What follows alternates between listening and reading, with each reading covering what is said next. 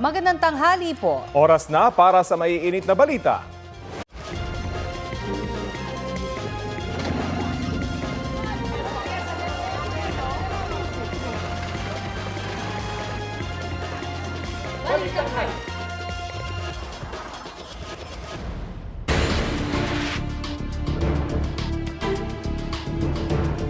Mainit na balita, nasa Quezon City Prosecutor's Office na si Attorney Manasseh Carpio, mister ni Vice President Sara Duterte para magsampa ng mga reklamo laban sa ilang taga-gobyerno.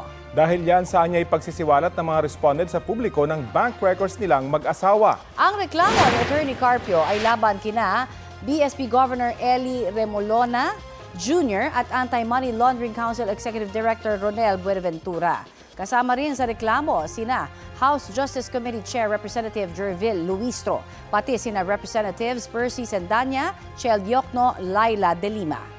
Itinanggi ng kampo ni Carpio na may mahigit 6 billion pesos ang kanilang bank accounts tulad ng isiniwalat sa House Justice Committee hearing noong nakaraang linggo. Wala ng buhay ang isang ginang nang matagpuan sa isang bahay sa Tanay Rizal. Suspect sa krimen ng kanyang mister na nakita ring patay sa lugar. Balitang hatid ni EJ Gomez.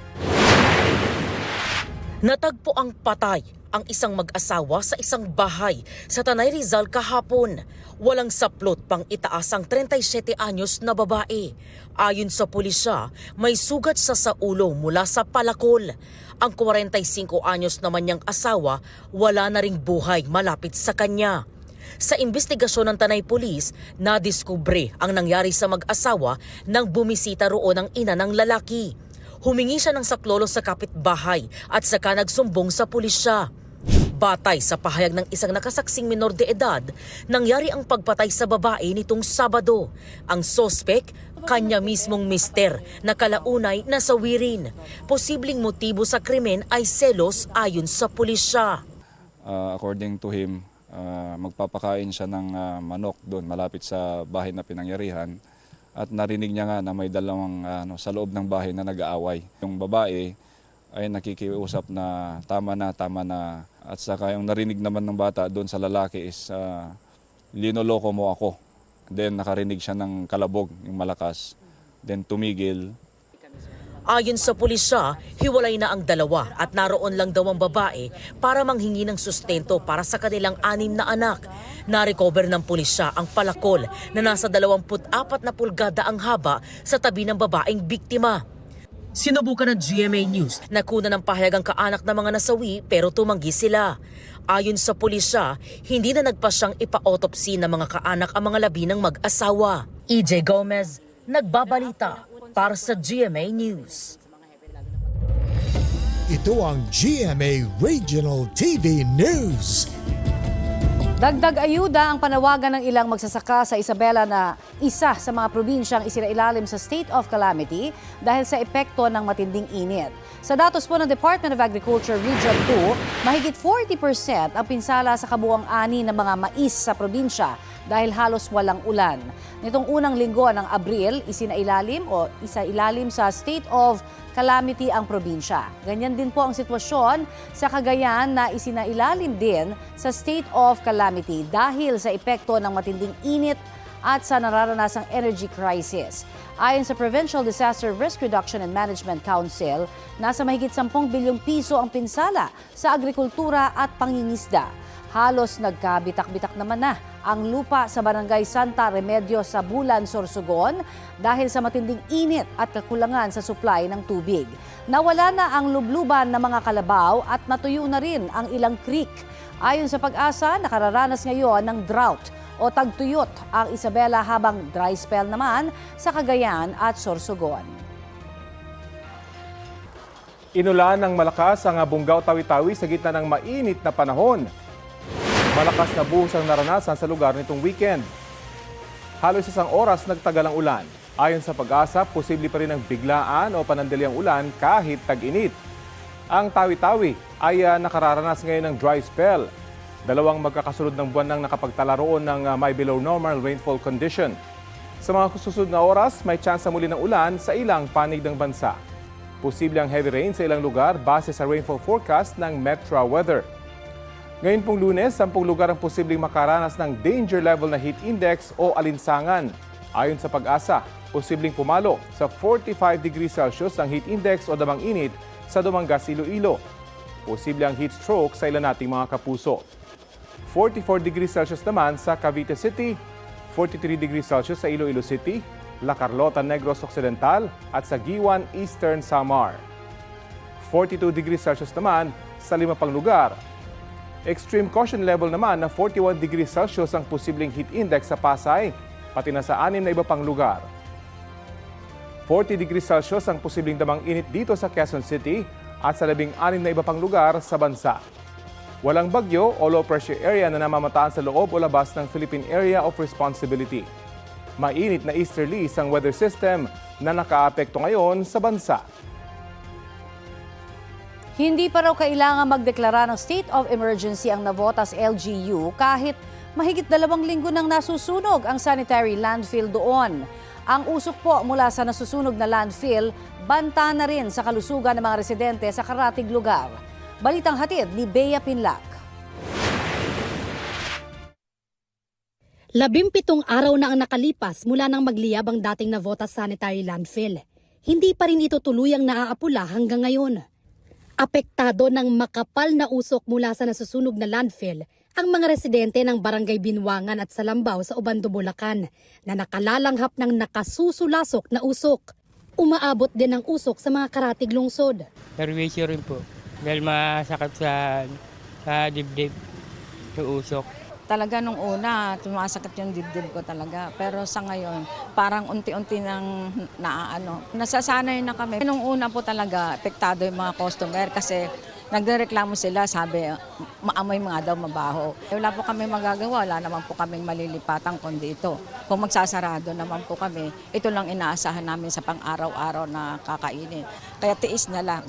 Kagabi, umabot ang usok sa Pasay. Ganito kakapal ang usok na namerwisyo sa mga residente ayon sa Barangay 136. Nagbabala ang Pasay City DRRMO sa anilay poor air quality dulot ng usok galing sa nasusunog na landfill. Umabot din sa very unhealthy to emergency level ang kalidad ng hangin sa Makati City kagabi ayon sa DRRMO ng lungsod. Very unhealthy rin ang naitala sa maraming air quality sensor sa Maynila maghahating gabi. Posible raw itong dulot ng usok galing sa landfill na sinabayan pa ng hangin papunta sa Maynila at iba pang karatig na lungsod. Katuwang na ng Navotas LGU ang Japan International Cooperation Agency o JICA, Department of Public Works and Highways, Office of the Civil Defense at iba pang ahensya ng gobyerno para maapula na ang sunog sa landfill. Patuloy nilang tinatabunan ng lupa ang mga nagliliyab pang bahagi ng landfill. Ayon kay Navotas Mayor John Ray Tiangco, hindi pa nila nakikita ang pangangailangan na magdeklara ng state of emergency sa lungsod base sa rekomendasyon ng NDRRMO. Halos kalahati na raw ng nasusunog na bahagi ng landfill ang natabunan ng lupa. Bumuti na rin daw ang kalidad ng hangin nitong mga nakaraang araw. Pero nagkataon aniya na nagbago ang direksyon ng hangin kagabi at ngayong araw. Kaya may mga karatig lungsod na apektado. Bea Pinlac, nagbabalita para sa GMA News. Huli kamang pagdaan ng motorsiklong yan sa pakurbang bahagi ng Trans-Central Highway sa Balamban, Cebu. Hanggang sa tuluyang tumama sa pader sa gilid ng kalsada. Tumila po ng 2 lalaking sakay ng motor. Nagpapagaling na sa ospital ang mga biktima matapos magtamo ng mga sugat sa katawan. Ayon sa barangay health worker, madalas may maaksidente sa bahaging yan ng kalsada. Patuloy na pinag-iingat ng mga otoridad ang mga daraan sa nasabing kalsada. Patay ang isang rider sa salpukan ng 2 motorsiklo sa Caloocan. Balitang hatid ni James Agustin. Humandusay ang 2 lalaking motorcycle rider matapos magkabanggaan sa bahaging ito ng Old Zabarte Road sa Caloocan kahapon. Ang rider na nakasuot ng helmet, nagtamo ng sugat sa mukha at iba pang bahagi ng katawan. Habang ang isa pang rider na nakasuot ng dilaw na t-shirt, makikitang hindi na gumagalaw. May narinig po akong malakas na busina. Beep! Tapos malakas na lagabog. Boom! Pagkatapos nun po, lumabas po ako ng shop. Tapos tiningnan ko, nakahandusay na yung 2 motor. Mabilis naman nakaresponde ang mga rescuer ng Barangay 175 matapos makatanggap ng report mula sa isang concerned citizen. Datnan namin po, yung isa nakahandusay na po. Pero yung isa medyo nakaupo pa naman na medyo nakuha na sa sarili niya na may duguan. Idineklarang dedo na arrival sa ospital ang 29 anyos sa rider na nakasuot ang dilaw na t-shirt. Nakakonfine naman sa ospital at nagpapagaling pa ang 36 anyos sa rider. Ayon sa Investigation and Detection Management Section Traffic North ng Caloocan Police, galing sa area ng Bagong Silang ang sugatang rider na binabagtas ang southbound lane ng kalsada. Ang nasawing rider naman, nasa northbound lane nang mapunta ito sa kabilang lane at doon na nangyari ang aksidente. Patuloy ang investigasyon ng mga otoridad. Nakipag-ugnayan na rin sila sa mga kaanak ng dalawang rider. James Agustin, nagbabalita para sa GMA News.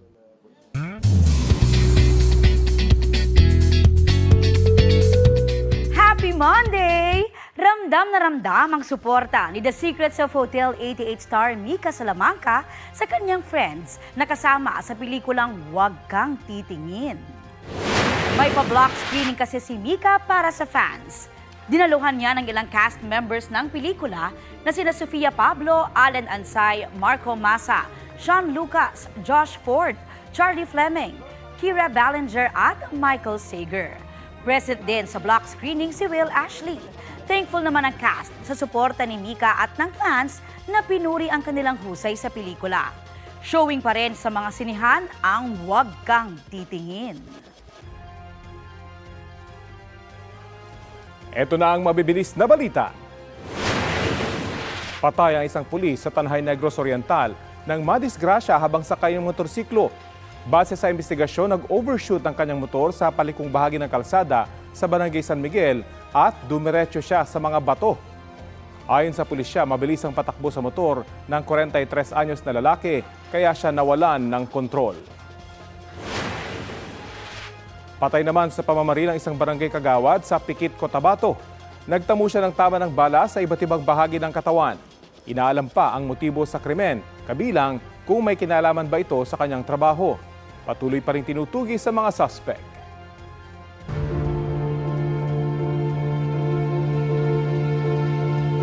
Nakausap na raw ni Acting Justice Secretary Frederick Vida ang law enforcement agency na humuli kay dating Congressman Zaldico sa Czech Republic. Ngayong araw kakausapin ng DOJ ang Ministry of Justice doon para linawin ang iba pang detalye tungkol kay Ko. Mula sa Prague, Czech Republic, balitang hatid ni Mariz Umali. Matapos makakuha ng kumpirmasyon mula sa Ministry of Justice na siyang counterpart ng Department of Justice dito sa Czech Republic, nakatakda na mamayang 2:00 ng hapon, oras dito sa Prague, ang kanilang pulong. Marami po tayong mga bagay na lilinawin at ibabalidate yung mga impormasyon. The key questions would be the protocols followed, diba? And the basic question is, paano ba natin yung proseso kung paano siya maiuwi? Itatanong niyo siyempre kung nasan si Zaldico. Yeah, of course. That's the primary ask, di ba? Kasi if our objective really is the objective really is to bring him home and let him face the charges he's charged with. Tatansyahin din daw nila kung maaaring masagot ng Ministry of Justice kung nakapag-apply na ng political asylum si Ko. Kahapon, nakapulong muna ni Vida ang mga kinatawan ng Czech Law Enforcement Agency na nag-report ng umano'y detention ni Ko. We've gained some workable intel kung paano nangyari. Significant to the case, basically this is tracking kung ano yung nangyari. Diba? So medyo mas maliwanag na mga detalye at datos kung paano nangyari. Paano nangyari na umabot na dumating sa atin yung balita na namataan, nakita at na-accost si former Congressman Zaldico ng Czech authorities. Pero ang tanong, nahuli nga ba si Ko? Opo. It's true that he was at a certain point under Czech authorities, under the jurisdiction of the Czech authorities. For how many days? At that I cannot yung confirmation and we will get more information.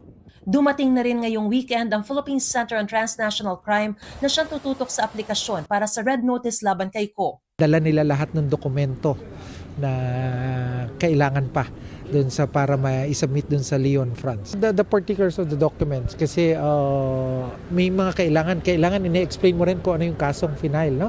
Yung mga eksaktong dokumento we will submit Handa raw siyang hindi maisama agad-agad si Ko sa pag-uwi sa Pilipinas. Pero pagtitiyak ni Vida, Definitely not empty-handed.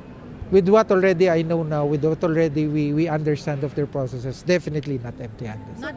nitong linggo magkakasamang nagsimba sina Vida, Chief State Council Dennis Chan at Ambassador Eduardo Meñez sa Church of Our Lady Victorious and the Infant Jesus of Prague. Mula rito sa Prague, Czech Republic, Mariz Umali nagbabalita para sa GMA News. Pinalagaan ni Ombudsman Jesus Crispin Rimulya ang hiling ng kampo ni late 1st District Representative Martin Romualdez na mag-inhibit ang Office of the Ombudsman sa pag-iimbestiga sa kanya kaugnay sa flood control scandal. No such thing. Basahin nyo kasi yung sabi ko sa abogado, nagsasabi niyan, baka absent ka nung tinuturo yan. Go back to law school. Ngayon, ano ba ang Office of the Ombudsman? Ang origin po namin sa Pilipinas, tanod bayan. Tama. Kami ang bantay ng bayan para ang mga corruption ay mabantayan. At Sabi ni Rimulya sa kanyang radio program, tungkulin nila ito sa ilalim ng saligang batas.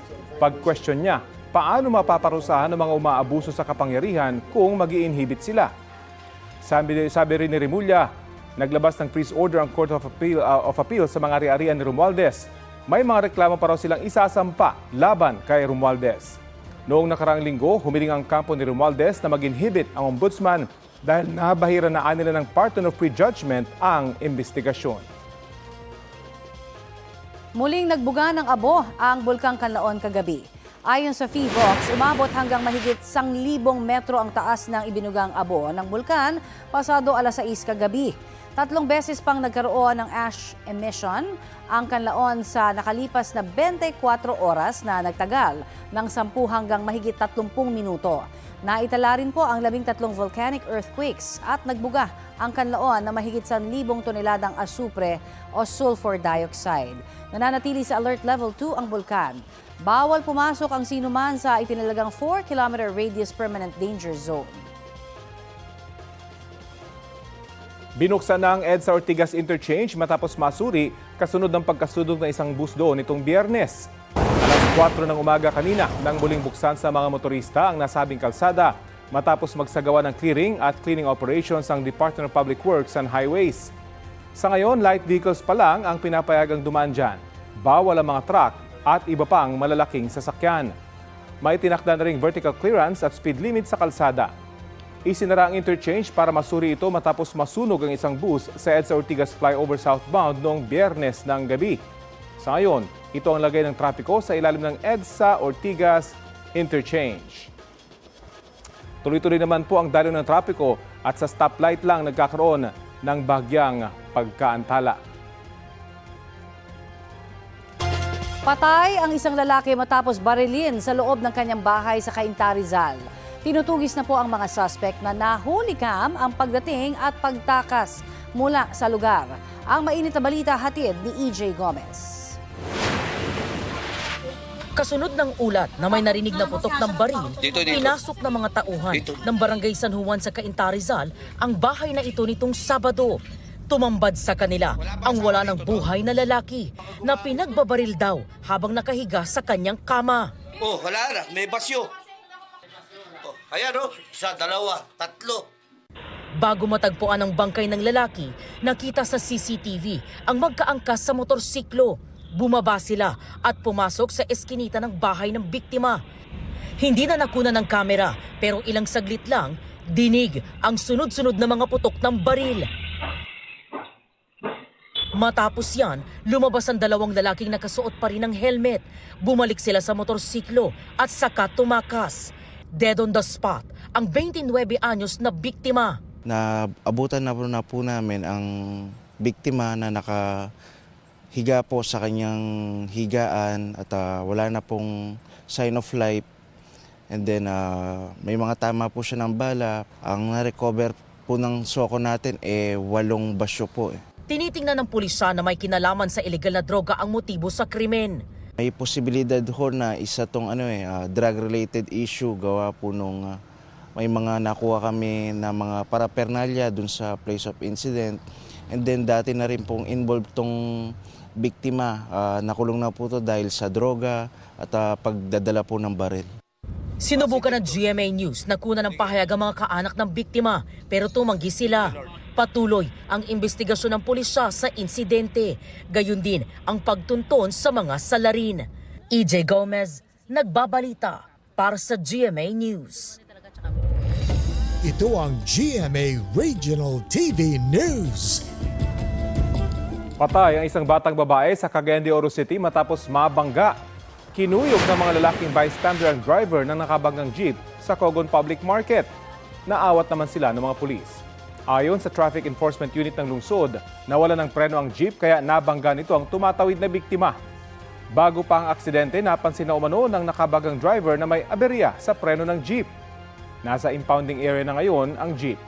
Tumanggi magbigay ng pahayag ang driver na maharap sa reklamong reckless imprudence resulting in homicide.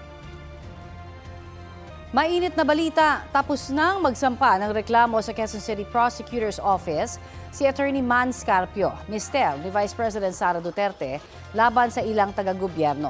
Nanindigan si House Justice Committee Chairperson Jervil Luistro na walang nilabag na batas ang komite. We acknowledge that this is one of their options.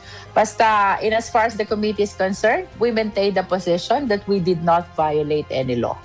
Sabi pa ng mambabata sa panayam ng Super Radio DZBB, bagaman karapatan ng depensa na magsampa ng reklamo, maliwanag na pagtatangka ito para harangin ang paglabas ng impormasyon. Buwelta naman ni ML Party List Representative Laila De Lima na isa rin sa mga sinampahan ng reklamo, wala silang nalalabag na batas dahil hindi anya saklaw ng mga pagbabawal ang impeachment proceedings.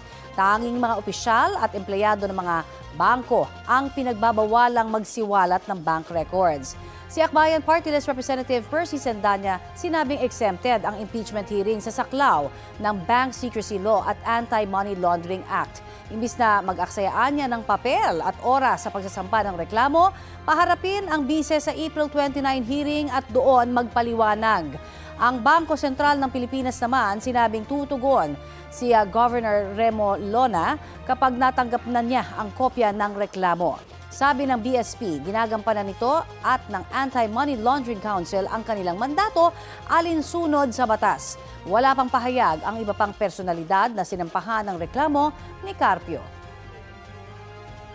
5 sa mga pangunahing dam dito po sa Luzon ang nakapagtala ng pagbaba ng tubig sa nakalipas na 24 oras.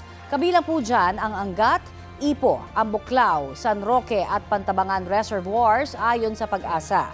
Bahagya namang tumaas ang water level sa Lamesa, Binga, Magat, Caliraya Reservoirs. Nito pong nakalipas na araw, halos tuyot muli ang lagay ng panahon sa Luzon dahil sa easterlies, maliban sa ilang lugar na nakaranas ng local thunderstorm. Sa ibang balita, nananawagan ng ilang grupo na magkaroon ng independent na investigasyon sa nangyaring engkwentro sa Toboso, Negros Occidental noong April 19. Nagsimula na mag-imbestiga ang Commission on Human Rights dahil sa impormasyong may mga sibilyang nadamay sa insidente. Narito po ang aking report.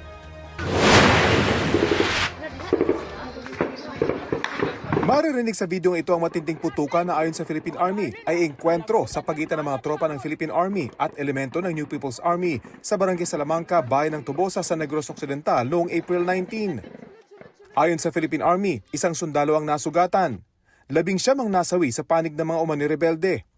Kabilang ang kanila umunong leader na si alias Jong na may 1 milyong pisong patong sa ulo.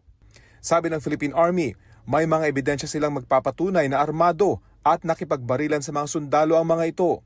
Nahuli natin dun sa checkpoint. Sila rin ang nagsasabi na sila kasama mismo dun sa encounter, nakatakas lang sila. And kasama nila ito, yung mga namatay, kasama nila mismo na nakipagbarilan sa ating mga sundalo. Sabi ng UP Diliman University Council, nasa Negros UP student na si Alisa Alano para mapag-aralan ang kondisyon ng mga magsasaka roon. Ganyan din ang pakay ni community journalist na si RJ Ledesma ayon sa Kadamay Negros. Giit ng grupong karapatan, hindi combatants ang 2 Filipino-American, Ledesma, Alano at 2 iba pang tinukoy nilang kabilang sa mga nasawi. Panawagan ng grupo, magkaroon ng isang independent investigation. May paniniwala po kami batay dun sa aming mga ulat na nakakuha sa Negros na ito ay isang massacre. Bukas daw ang AFP sa naturang investigasyon. dahil very confident and assured na yung ating mga kasunduluhan followed the international humanitarian law, and as well we respected the rights of every Filipino people. So, and we follow the rules of engagement. Bakit kasama ng NPA? Whether or not na NPA yun, nandun sa enkwentro, you shouldn't be there in the first place. Sabi ni AFP Chief of Staff General Romeo Browner Jr., pinaigting nila ang kanilang operasyon laban sa NPA. Ang Commission on Human Rights nababahala raw sa nangyari. Gumugulong na raw ang sarili nilang investigasyon. Rafi Tima nagbabalita para sa GMA News. Sa puntong ito, kausapin natin ng legal counsel ni Attorney Mans Carpio na si Attorney Peter Paul Danao. Magandang umaga at welcome po sa Balitang Hali. Magandang umaga, Rafi. Opo, Attorney, pakipaliwanag sa mga manonood yung naging basihan nyo sa pagsasampa ng reklamo sa ilang government officials at mambabatas? Nasa batas naman po yan, Section 8A, RA 9160, as amended by RA 11521, na sinasabing bawal maglabas ng kahit anumang impormasyon ang AMLAC. Pero nakasaad po dun sa sinabi po ng mga mamabatas na ito po'y kakibat ng kanilang trabaho dun sa impeachment case. Ano po masasabi niyo roon? Kung mababasahin po natin yung Section 8A na yon, wala pong exception doon. Absolute prohibition. Sinasabi doon, the IMLC shall not reveal any information in any manner. Ibig sabihin, kahit na anong paraan, hindi pwedeng ilabas ang informasyon. Kung merong exception dyan, dapat sinabi sa batas. Eh wala namang nakalagay na exception sa batas. Diba? Kongreso mismo ang naglabas ng batas na yan. Gaano po kahalaga sa kampo dapat ni Attorney? sundin natin ang batas. Yun lang naman. Gaano po kahalaga kay Attorney Carpio na may reklamo itong mga nabanggit na personalidad? Unang-una kasi si Attorney Carpio naman, isang pribadong individual. Hindi naman siya politiko. Diba? Bakit siya pilit na sinasama sa mga impeachment proceedings na ito? Diba?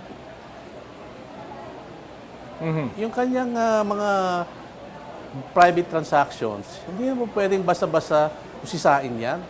Di ba? Kahit na sinong individual, pag inusisa yung mga private na banking transactions mo, siyempre medyo magrereklamo ka. Lalo na dito, bawal sa batas. Sabi po ni House Justice Committee Chairperson na Jervil Wistro, ang pagsasampa nyo ng reklamo ay isang attempt to suppress the disclosure of information. Ano pong masasabi nyo rito?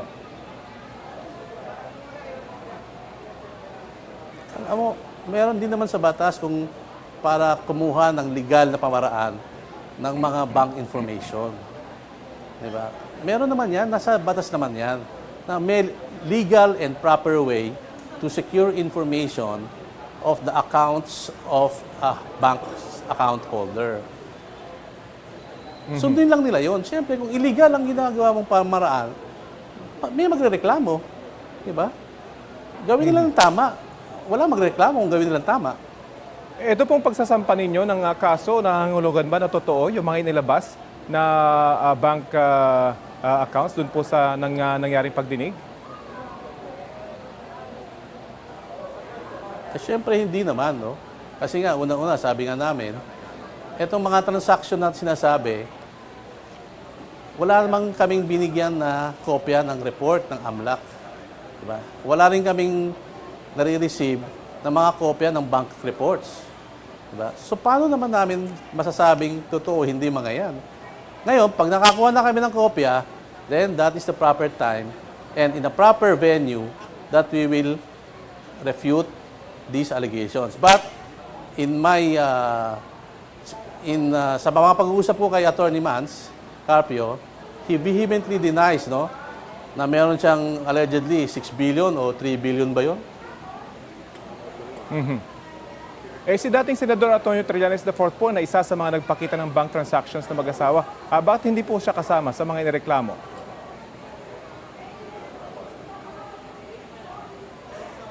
Yung kay Mr. Trillanes naman, it's not arising out the AMLAC disclosure. So it's a separate incident. No?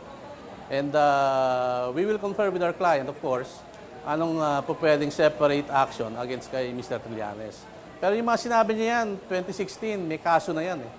Nasa RTC Davao na yan, cyber libel, at nailipat lang dito sa RTC Mandaluyong. So yung mga sinasabi niya yan, meron ng kaso yan actually. Okay, abangan po natin yung mga susunod na aksyon ng inyong kliyente. Maraming salamat po sa oras na binahagi nyo sa Balitang Hali. Yan po si Attorney Peter Paul Danao. Susubukan po namin hingan ng reaksyon ng House Committee on Justice sa mga pahayag ni Attorney Danao. Ipinagdasal daw ni Vice President Sara Duterte ang agarang pagpapauwi sa amang si dating Pangulong Rodrigo Duterte. Ipinakita ng vice sa kanyang social media post ang kanyang pagpunta sa Our Lady of Mount Carmel Cathedral sa Jolo, Sulu. Bukod sa hiling para sa ama, ipinagdasal din daw niya ang kapayapaan at kaligtasan ng mga Pilipino. Nakadetain ngayon sa The Hague, Netherlands ang dating Pangulo dahil sa kasong Crimes Against Humanity sa International Criminal Court. Nitong April 23 lang nang kumpirmahin ng Pretrial Chamber 1 ang 3 counts ng kaso ni Duterte na may kinalaman sa kanya noong drug war mula 2011 hanggang 2019. Ibig sabihin, tutuloy ito sa paglilitis. Planong iapela ng kampo ni Duterte ang desisyon ng ICC. Ito ang GMA Regional TV News. Dalawa ang patay sa salpukan ng isang SUV at isang truck sa Tupi, South Cotabato. Ayon sa pulisya, binabaybay ng truck ang National Highway sa barangay Pulong Uling. At nang biglang kumabig ang SUV mula sa kasalubong na direksyon. Sa tindi po ng impact, tumagilid ang truck habang tumaob naman ang SUV. Dead on arrival sa ospital ang dalawang sakay ng SUV na naipit sa loob. Nagtamo naman ng minor injuries ang driver at pahinante ng truck. Wala pang pahayag ang driver na nasa kustodiya ng pulisya. Patuloy ang investigasyon. Big winner ang ilang kapuso shows at personalities sa 2026 Gandingan Awards. Kinilala bilang Best TV Program Host para sa Balitang Hali. Ang kasalo natin sa maiinit na balita na si Rafi Tima. Very grateful at very honored na ma-recognize ng mga estudyante, ng mga professors. Magiging inspirasyon ito of course para mas pagbutihin ko pa yung aking craft at mas makapaghatid pa ng mga makabuluhang storya.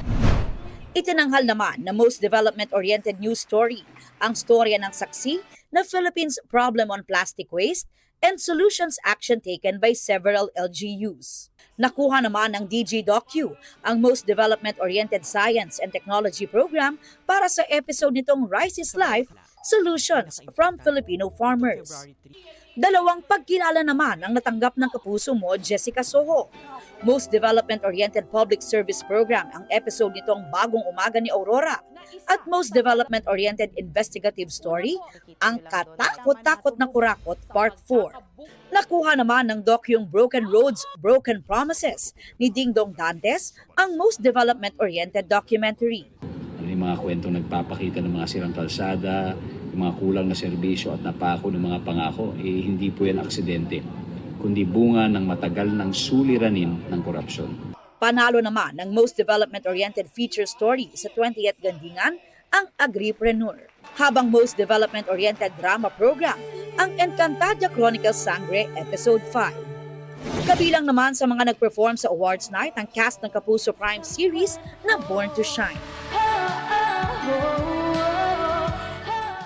Sa nakalipas na 2 dekada, kinikilala sa gandingan ng mga media practitioner at programang nagpapakita ng development journalism at nagbibigay diin sa mga kwentong hatid ay solusyon at social change.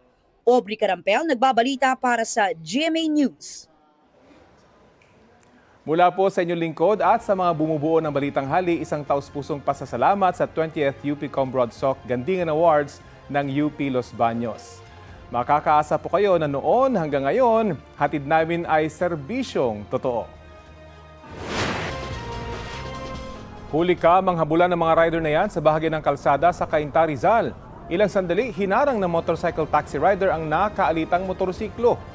Sinubukang umiwas ng rider pero binatukan siya ng humabol sa kanya. Nakalayo kalaunan ang nabatukang rider. Ayon sa uploader ng video, nag-ugat ang away kalsada dahil sa hindi pagbibigayan ng daan. Walang reklamong natanggap ang barangay at pulisya tungkol sa insidente.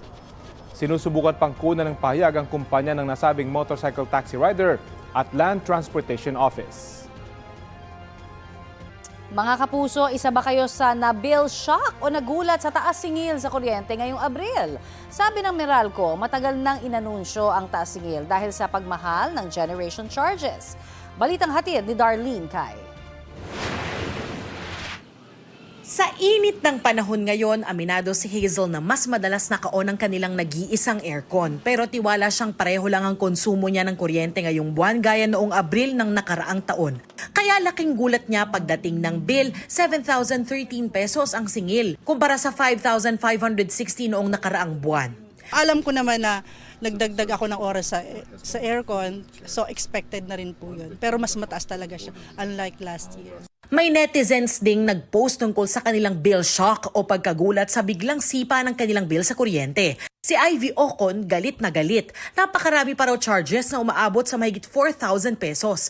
Halos 1,000 pesos din daw ang tax. Paglilinaw ng Meralco, tumaas ng 53 centavos per kilowatt hour ang kanilang singil ngayong Abril, gaya ng una na nilang inanunsyo. Sabi ng Meralco, dahil ito sa paglaki ng generation charge na epekto ng mahinang piso kontra dolyar at hindi pa kasama ang epekto ng krisis sa langis bunsod ng gera sa Middle East. Tumaas yung presyo ng gas plant. So ito pinagkukunan natin ng supply, nag-reflect sila ng increase kasi bumaba din yung pera natin kumpara sa benchmark na US dollar. Natural din daw na tumaas ang bill tuwing tag-init dahil lumalakas din ang konsumo sa kuryente. Paliwanag ng Meralco, 55% ang bayarin sa kuryente ay generation charge o presyo ng kuryente na binibili nila sa power producers. 10.1% ang transmission charge na ibinabayad sa National Grid Corporation of the Philippines para sa pagdaloy ng kuryente mula sa mga planta patungo sa distribution system.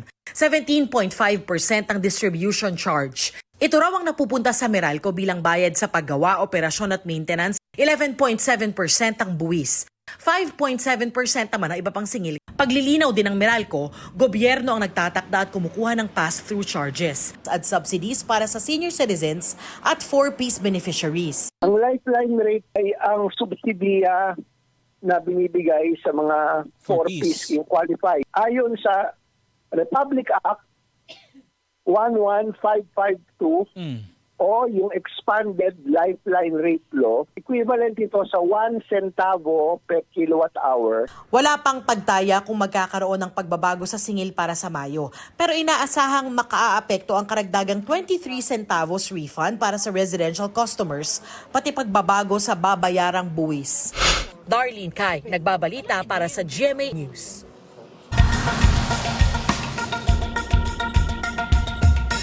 Anti-Christian. Ganyan inilarawan ni US President Donald Trump ang namaril sa White House Correspondents Association dinner Sabado ng gabi oras sa Amerika. Sinabihan ni Trump sa isang panayam matapos ang pamamaril sa pagtitipon. Agad na aresto ang lalaking suspect na isang guro sa Torrance, California. Sa impormasyon mula sa Reuters, sinasabing isang manifesto mula sa shooter ang natanggap ng kanyang pamilya bago ang pag-atake. Nakasaad daw roon ang plano niyang atakihin ang mga opisyal ng Trump administration mula sa pinakamataas hanggang sa pinakamababa. Pero hindi raw kasama sa listahan si FBI Director Kash Patel. Laman din ito ang tila pagkutya sa kawalan ng seguridad sa venue kung saan ginawa ang pagtitipon. Nakatakdang iharap sa korte ngayong araw ang suspect na masasampahan ng patong-patong na reklamo. Sabado, oras sa Amerika, nang kinailangang ilikas ang matataas na opisyal mula sa White House Correspondents' Dinner kasunod ng narinig doon ng mga putok ng baril. Nasa ligtas na kalagayan ng isang agent na nabaril ng suspect.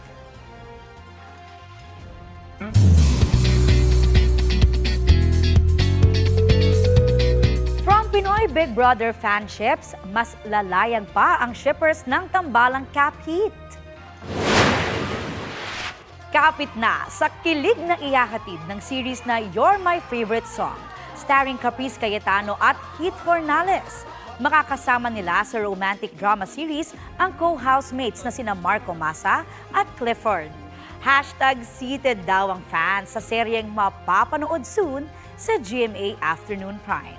Ang cast kaya, ano-ano ang nasa favorite song na playlist? Yung happy na song, Because I'm Happy. OMD po by Ashley Sarmiento, Marco Massa, and Victor Hernando. Yes! Oh, my days feel so good when I'm talking to you. Isang advance celebration ang ibinigay ng fans ni kapuso actress Andrea Torres para sa kanyang upcoming birthday. Tila naging debutant ulit si Andrea in her pink and purple themed party. Chika ni Andrea, very happy siya dahil nakabonding niya ulit ang fans na taon-taon itong ginagawa. Plano raw niyang mag-travel on her actual birthday bago sumabak ulit sa taping ng kanilang upcoming medical series na Code Grey. Puspusan daw ang paghahanda niya sa kanyang role sa series at kumukuha ng ilang ideas mula mismo sa kapatid niyang doktor. Isa sa makakasama niya riyan si Asia's multimedia star Alden Richards. May dessert sa Esperanza Sultan Kudarat na big time pangontra sa init. Yan ang kanilang halo-halo Ultra Max version. Sa isang higanteng kawa, sandamakmak na shaved ice ang inilagay at sinahugan ng sangkaterbang saging, kamote, buko, red beans, ube, leche flan at marami pang iba. Ang ilang nakitikim, tabo at pitsil na nga ang bitbit na container. Ang dambuhalang dessert na bida sa taunang Halo-Halo Festival doon, natapat pa sa matinding init ng panahon. No beach, no problem para sa ilang magtotropa sa Lawag, Ilocos Norte. May instant pool naman sila gamit ang likod ng isang pick-up. Gumamit lang sila ng plastic bilang lining at saka pinuno ito ng tubig gamit ang water pump. Solve na raw ang alinsangan, nakatipid pa sa gasolina imbes na bumiyahe papuntang dagat. Ito ang GMA Regional TV News. Hulikam sa Barangay Compania Central sa Iloilo City ang panggugulo ng ilang kabataan na nauwi sa pagpapaputok ng baril. Nakuna ng video ang komosyon sa harap ng isang bahay nitong Huwebes. Nagsisigawan ang mga binatilyo. Ayon sa pulisya, ilang beses na nagpaputok ng baril ang mga kabataan. Sugatan ng isang babaeng 20 anyos matapos tamaan ng bala sa tagiliran. Nagkataon lang na noon na lumabas siya ng bahay. 2 suspect ang nahuli kabilang ang 18 anyos na lalaking nasugatan matapos tamaan ng bala sa paa nang siya ay magpaputok ng baril. Itinatanggi ng suspect na nagpaputok siya ng baril. Depensa pa ng mga suspect, ibang grupo ang nagsimula ng gulo. Patuloy na pinaghahanap ang iba pang sangkot sa insidente. Tiniyak ni Pangulong Bongbong Marcos na tuloy-tuloy ang serbisyo sa lahat ng sangay ng gobyerno sa kabila ng nararanasang energy crisis. Patuloy ang trabaho sa lahat ng sangay ng gobyerno. At yan naman talaga ang dapat dahil hindi natin hahayaang maparalisa ang serbisyong binibigay ng gobyerno. Ano man ang problemang hinaharap. Ayon sa Pangulo, patuloy ang paggawa ng mga kalye at daan, pangangalaga sa mga may sakit at sa mga estudyante. Hindi rin daw pwedeng huminto ang pagpuksa sa krimen, pagsuporta sa mga atleta, kultura, sining at turismo. Nangako rin ang Pangulo na gagawa ng paraan ng mga kulang pang pabahay na isa sa mga proyekto ng gobyerno. Kaugnay sa nararanasang tagtuyot sa ilang probinsya sa bansa kahit wala pang El Nino, kausapin po natin si National Irrigation Administration Administrator Engineer Eddie Guillen. Magandang umaga at welcome po sa Balitang Hali. Magandang umaga po. Yes, ano ho yung mga lugar sa bansa ang na-monitor ninyong may nararanasan ng tagtuyot o drought? Well, dito po sa Ilocos Region po, sa Cagayan Valley. Kaya lang po, marami na po kasi nakalusot sa ating secondary cropping, Ma'am Connie, kasi di ba binago namin yung cropping calendar. Apo. So, yung mga site po na kung saan yung mga malalaking dams natin, wala po tayong problema doon. In fact, nakadalawang cropping po kami. I see. At may ilang reports na nga po kami natatanggap kaugnay po sa problema sa ilang irigasyon.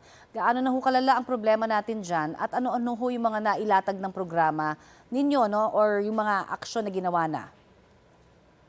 Malinaw naman ang mitigation plan ng NIA, no? Pinapalakas natin, of course, yung water management, yung maayos na scheduling, yung canal clearing, desilting, para walang nasasayang na tubig, Pangalawa, pinapalawak po natin yung paggamit ng solar-powered at gravity irrigation, para hindi tayong laging nakaasa sa fuel at siguradong may patubig tayo kahit tag-init, And then, yung pangatlo naman, ginagamit natin yung climate smart practices, tulad po ng AWD, yung alternate wetting and drying technology natin, na kung saan nakakatipid po tayo ng around 30% po doon. At ang importante po, ma'am, is yung pag-adjust natin ng planting calendar para makatipid tayo sa tubig at maiwasan ng yung tama ng ganitong pagtagtuyot na Alright. At paano maapektuhan yung water supply naman sa Metro Manila ng mga pangangailangan po sa irigasyon ngayong tag-init na at kung sakaling matuloy pa nga itong El Nino?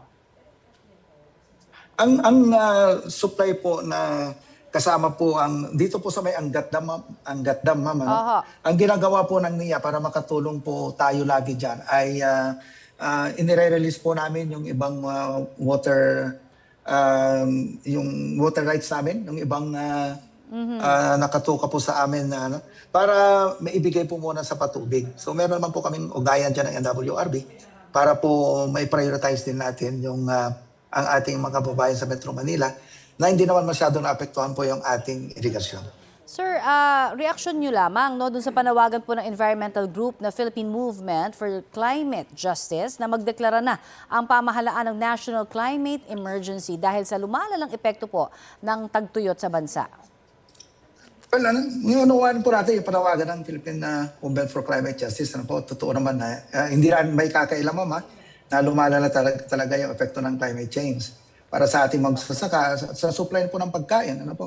Ngunit higit sa deklarasyon, ang tunay na sukatan naman yan sa NIA, ang aming tungkol dyan, yung malinaw na pabilisin pa yung mga proyekto na nagbibigay ng konkretong solusyon tulad ng mga solar-powered irrigation. Nakita nyo naman na sunod-sunod yung aming inauguration po dyan. Kung magdeklara man po ng climate emergency, dapat lang itong samahan ng agarang pondo. Yun lamang po amin. Malinaw po na plano at mabilis na implementasyon. Dahil sa huli naman, ma'am, ang laban sa climate change ay hindi lang naman yung mga declaration na ganyan, kundi sa tubig po talaga na umaabot sa bukid. Yan po yung mahalaga po sa atin. Okay, nabanggit niyo po yung pondo.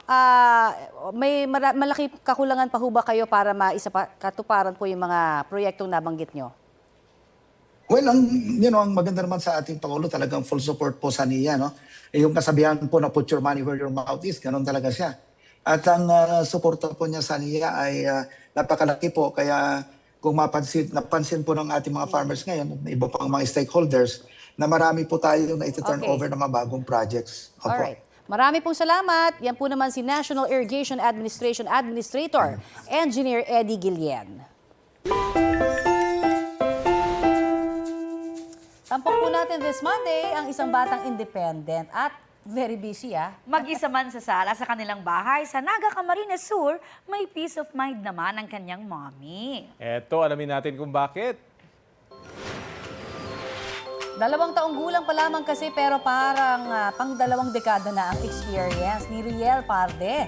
Todo asikaso kasi sa sarili, oy. Iniligpit ng batang kalat sa kanilang sala, sabay inilatag ang higaan niya pagkatapos uminom ng gatas. Dagdag pa sa kanyang pagiging independent, si Riel na rin ang tumapik sa kanyang sarili. 29 million views at halos 1 million na ang reacts ng video. Yun trending! Yan po ang maiinit na balita ngayong tanghali. Ako po si Connie Season. Rafi Tima po. Kasama niyo din po ako, Aubrey Carampel. Ito ang GMA News. Walang kinikilingan, walang pinoprotektahan. Noon at ngayon, serbisyong totoo.